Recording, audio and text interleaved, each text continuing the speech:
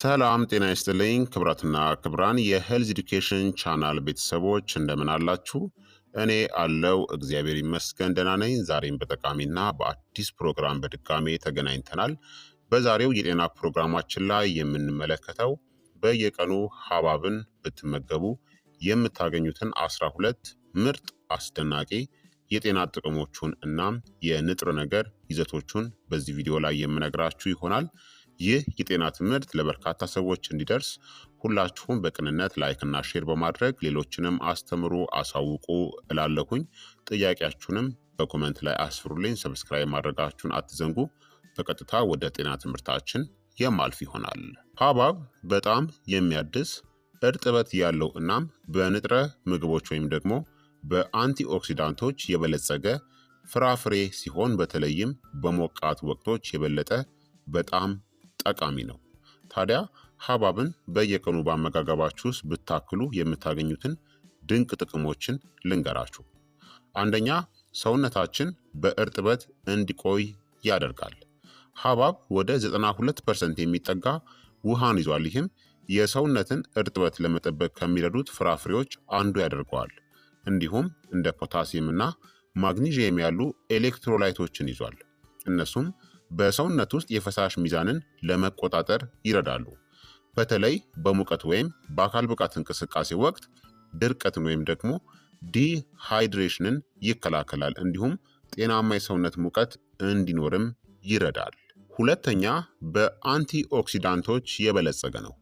ሐብሐብ እንደ ላይኮፔን፣ ቫይታሚን ሲ እናም ቤታ ካሮቲን ባሉ አንቲኦክሲዳንቶች የተሞላ ነው። እነዚህም ሴሎችን በፍሪ ራዲካልስ ከሚደርስ ጉዳት ይከላከላሉ፣ እርጅናን ያዘገያል፣ የበሽታ መከላከልን ያጠናክራል እናም ስር የሰደዱ በሽታዎችንም አደጋ ይቀንሳል። ሶስተኛ፣ ለልብ ጤናም ይረዳል። በሐብሐብ ውስጥ ያለው ቀይ ቀለም ላይኮፔን መጥፎ ኮሌስትሮልን ኤልዲኤልን ለመቀነስና የደም ግፊትን ለማውረድ ይረዳል። በተጨማሪም የደም ቅዳ ቧንቧዎችን የመለጠጥ ችሎታን በማሻሻል የልብ ድካምና የስትሮክ አደጋን ይቀንሳል። አዘውትሮ መመገብ ጠንካራ እናም ጤናማ የልብና የደም ዝውውር ስርዓት እንዲኖርም ይረዳል። አራተኛ፣ የጡንቻን መኮማተር ወይም ደግሞ ህመምን ለመቀነስም ይረዳል። ሐብሐብ በተለይም ጭማቂው ኤል ሲትሩሊን የተባለ አሚኖ አሲድን ይዟል። ይህም የደም ፍሰትን ያሻሽላል እናም ከአካል ብቃት እንቅስቃሴ በኋላ የጡንቻን ድካምን ይቀንሳል። አትሌቶች ወይም የአካል ብቃት እንቅስቃሴን የሚያደርጉ ሰዎች በፍጥነት ይድናሉ እናም የጡንቻ ህመምም ይቀንስላቸዋል። አምስተኛ፣ የበሽታ መከላከል ስርዓትን ያጠናክራል። ከፍተኛ የቫይታሚን ሲ ይዘቱ የነጭ ደም ሴሎችን ተግባር በመደገፍ በሽታ የመከላከል አቅማችሁን ያጠናክራል። እንዲሁም ቁስልን መፈወስን ያፋጥናል እናም ኢንፍላሜሽንን ይዋጋል። ሰውነታችን ኢንፌክሽኖችን፣ ጉንፋንናም ቫይረሶችን በተሻለ ሁኔታ እንዲዋጋ ይረዳዋል። ስድስተኛ፣ ለጤናማ ቆዳ እናም ፀጉርም ጠቃሚ ነው። ሐብሐብ ለኮላጅን ምርትናም ለቆዳ ጥገና አስፈላጊ የሆኑትን ቫይታሚን ኤ እናም ሲን ይዟል። ቫይታሚን ኤ ጤናማ የቆዳ ሴሎችን ለመጠበቅ ይረዳል።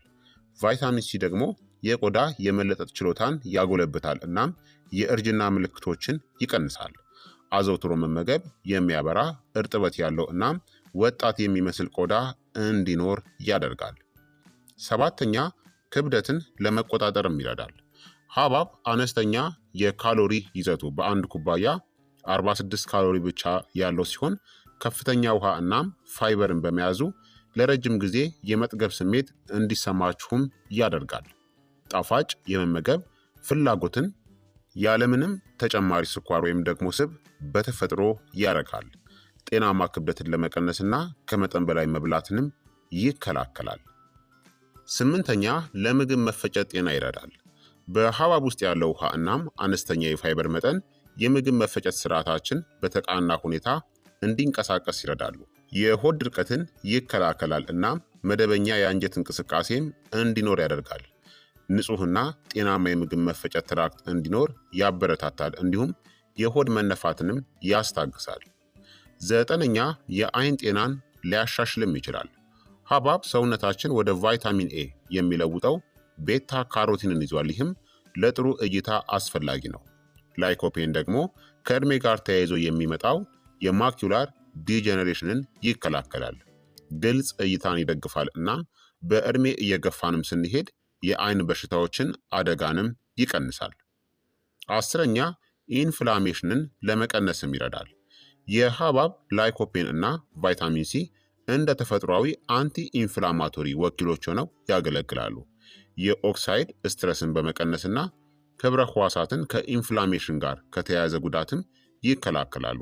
የአርትራይተስ፣ የስኳር በሽታ እናም ስር የሰደደ የኢንፍላሜሽን ሁኔታዎችን ስጋት ይቀንሳል። 11ኛ የኩላሊት ጤናንም ይደግፋል።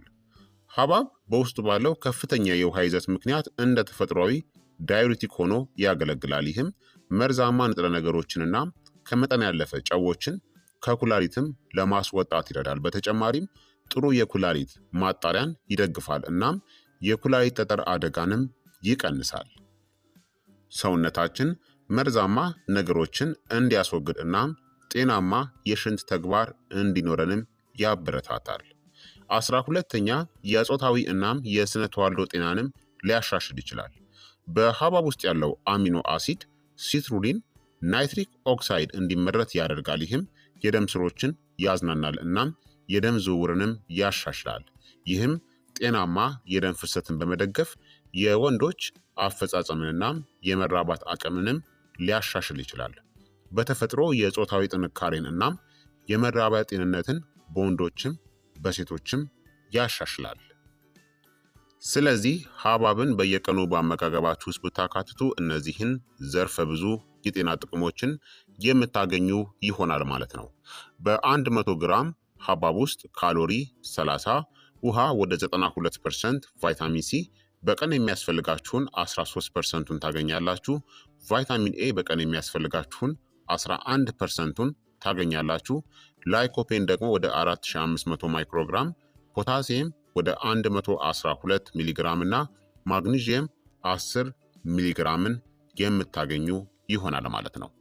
ስለዚህ ክቡራትና ክቡራን ተመልካቾቼ ጤናችሁን ለመጠበቅ ሐብሐብን ምንጊዜም ቢሆን በአመጋገባችሁ ውስጥ ማካተት ይኖርባችኋል ማለት ነው።